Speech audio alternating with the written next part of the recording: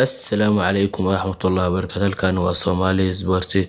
Fadlan haddii aad channelkan ku cusub tahay subscribe. Magacaygu waa Shucayb Cabdi Shakuur. Halkani waa Somali. Maanta waxaan ka hadlaynaa saddexda ciyaaryahan ee ugu mushaarka badan ciyaaraha ama ugu mushaarka iyo lacagta ugu badan. Lambar 1 qofka koowaad wuxuu noqonayaa Lionel Messi waa laacib xirfadeed kuna xirfad badan kubadda cagta marka la dhex joogo garoonka. Ninkaas waa nin Argentina qaranka Argentina yahay. Ninkaas qarankiisa wuxuu ku adduunka 4 mar keenay 4 mar ku guuleystay. Lionel Messi wuxuu qaataa ama wuxuu lacag mushaar dhan qaataa 127 milyan. Waa ninka koowaad ugu lacagta badan ama ugu mushaarka badan.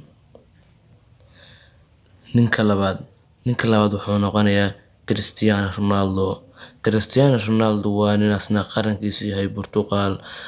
Ninkaas wuxuu qarankiisa u qaaday 2 koob Yurub ah.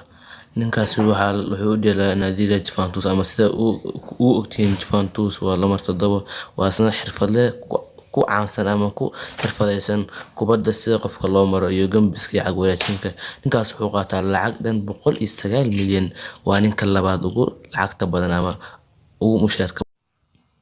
Ninka saddexaad waa Neymar Jr ama Neymar Jr. Ninkaas waa nin u dheela qaranka PSG. waana laacib asna xirfad badan ama kubadiisu tahay mid aad u qurux badan, balse waa nin intiisa badan garoonka lagu dhaawaco ama garoonka lagu dilo. qarankiisana waa Brazil. ciyaaryahankaas qarankiisa asna koob uma qaadin kuwa adduunyo uma qaadin. Ninkaas laakiin asagu wuxuu ku fiican yahay waa nin gambiskiisa u badan yahay, balse goolashiisu maahan kuwa badan. laakiin waa laacib balse laacibkaas laacib laga maarmaan.